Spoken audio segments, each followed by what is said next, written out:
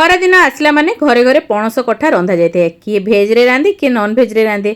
आज किंतु मोर गोटे अति पसंद तरकारी मैं आपण मान सहित शेयर करी पणस चिंगुड़ी तरकारी जहाँकि खाइबा को बहुत ही स्वादिया होता है। आपण थरे बनइले बार बार बनइबे आउ एते स्वाद अछि स्वाद आपण भूली परिबे नै। नमस्कार ओडिया बहु रोसई को आपण मानकु बहुत बहुत स्वागत। यही तरकारी बनाइबा एठी मु आधा किलो चिंगुड़ी को भल भाव धोई नहीं तार मुंड लांज आ तार जो सिरा गोटे थाए ताको सफा कर नहीं तापर धोईकी सफा करके आनिकी मु लुण हलदी मिसई नौची आउ तापर आमे याकू साइड रे रखि नबा। तापर आमे एठी पणस आउ आलू को मध्य काटी नबा। पणस बेसी दरकार पड़िबनी एठी आधा किलो चिंगुड़ी पई मु 250 पाखापाखि पणस नैथिली आउ 250 ग्राम रो माने आलू मध्य सेमती काटिकी नै जाइथिली। एठी देखोनु हलदी पानी रे पकेई रखिबे पणसटाको आ पणस देखिबे जेंति मंजी न होइतिबो टिके कणलिया थिबो तो खाइयाको भल लागिबो। आलू किछि काटिकी एमती रखि नैथिली। तापर आमे गोटे बढ़िया मसला बाटिबा।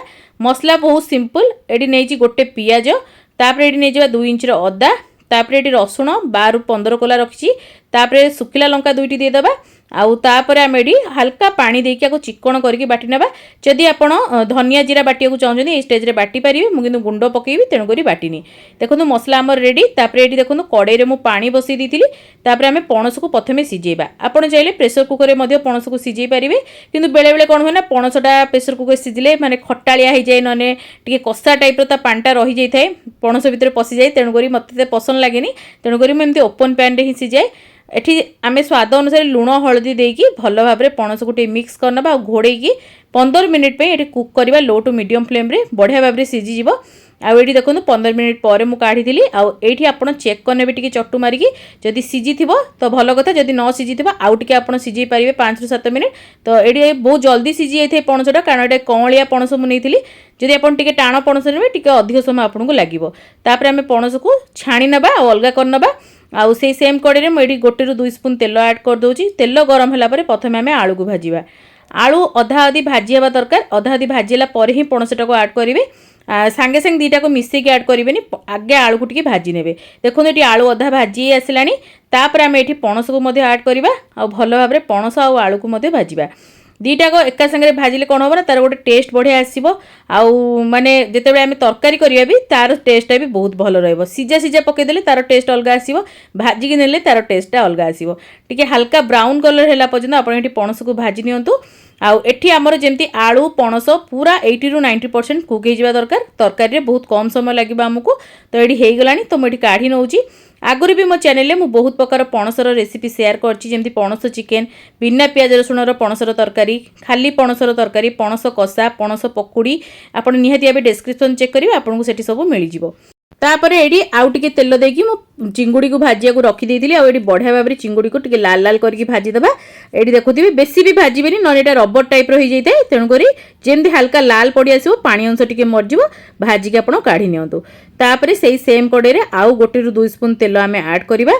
तापर आमे एठी किछि गोटा गरम मसला देबा जेमती कि तेजपत्र देबा आउ जीरा देबा आउ टिके ना दालचीनी आउ गुजराती बड़ अलैच एतिक द्वारा बहुत बढ़िया बास्ना आसीबा। आउ किछि एक्स्ट्रा देबा दरकार नै एतिक ही देबे।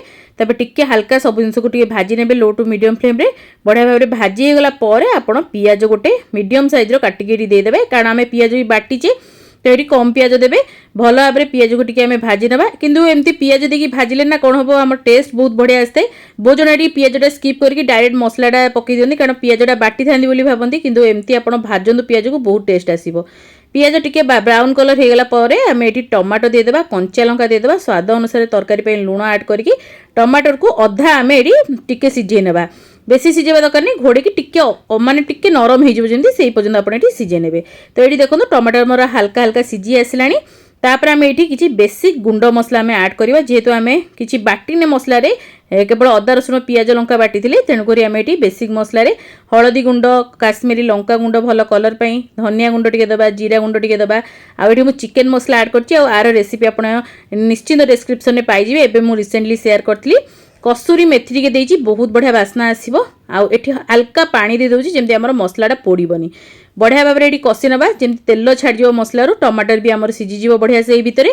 आउ तेल छाड़ला पर ही आम से जो बटा मसलाटा को ऐड करवा तेल न छाड़ा जाए ऐड करेंगे ना टेस्ट खराब हो ये देखो बढ़िया भाव में आम मसला कषि आसलापर आम बटा मसला को ऐड करी बढ़िया भाव में कषा तेल छाड़ा पर्यंत हल्का टी पानी आप ऐड करने ना मसला आमर लगिज तले पानीटा ऐड करदे बढ़िया भाव में कषि हो तेल बहुत बढ़िया भाव में सेपरेट हो जदि आपण मैंने पणसर आउ किसी रेसिपी देखा चाहते निहाती कमेंट सेक्शन में लिखिए मुझे निश्चिंत आने को चेष्टा करी से नॉनवेज भी हो कि भेज हो आप लिखिपारे मुझे निश्चिंत बनइबी ये देखो मसला को मुझे घोड़े रखी नौ घोड़े रखने बढ़िया भाव में आम मसला सीझी जाए आ तेल बढ़िया से बाहरी आसता है ये आमर अधा अधी भाव मसला कषि आसला तेल हल्का हल्का ऊपर को पलि आसला यही स्टेज आम टे मिक्स करना मिक्स करके आम जो पणस आलूटा भाजिकी रखी आम ये ऐड करवा मसला को पूरा कषिकी पणस आलू ऐड करेंगे अधा कषि से स्टेज रे ही आप पणस आलूटा को देवे तापर आप पुणी थे कषा स्टार्ट करेंगे ता भीतर आमर पणस आलू भी सीझी आउ बढ़िया भाव में मसला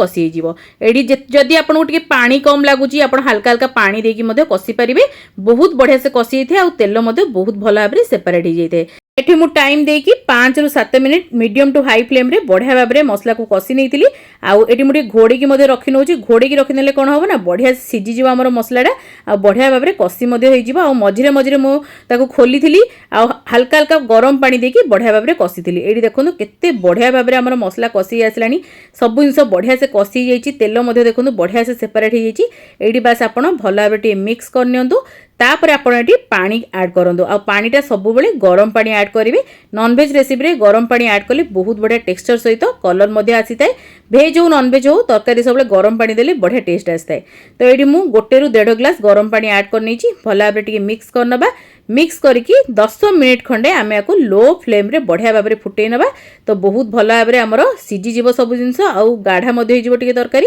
ये मुझे भात सहित सर्व करी तेणुक मुझे हल्का झोल रखी जदि आप कषाଳିया खाया चाहते अल्प पानी देवे सेटा झोल मरिकी पूरा कषाळिया टाइप हो लास्ट को केवल हल्का गरम मसला ऐड करंतु आ धनिया पत्र ऐड करंतु आ भल भाव में मिक्स करंतु आपर गरमा गरम आप भात रुटी परोटा पूरी जेकोसी सर्व करेंगे खाया बहुत बढ़िया लगी था आ गरम मसलार रेसिपी आप डिस्क्रिप्शन में पाइबे तो ताकू आप ट्राए करेंगे ये जो चिकेन मसला गरम मसला मुझे देती आर रेसिपी आपको मिल डिस्क्रिप्शन में खावा देखिए बहुत ही जबरदस्त होता है मसला गुड़िक जेकोसी तरकारी पकेबे पूरा डबल हो जाए तार स्वाद केमती लगे छोट रेसिपी निहाती कमेंट माध्यम जनइबे भल लगी लाइक करेंगे शेयर करेंगे चैनल में नुआ थे सब्सक्राइब करने को भूलें फेसबुक पेज रे देखुले निहाती पेज को फॉलो करेंगे लाइक शेयर करेंगे कमेंट माध्यम आपको मतामत को शेयर करेंगे इंस्टाग्राम को जदि एजाए फॉलो करना निहाती फॉलो करनी से बहुत ही बढ़िया बढ़िया जिन पोस्ट करते आगू को ओडिया बहु एमती बहुत सारा बढ़िया बढ़िया रेसिपी सब नहीं आसो तो आज ये बाय बाय।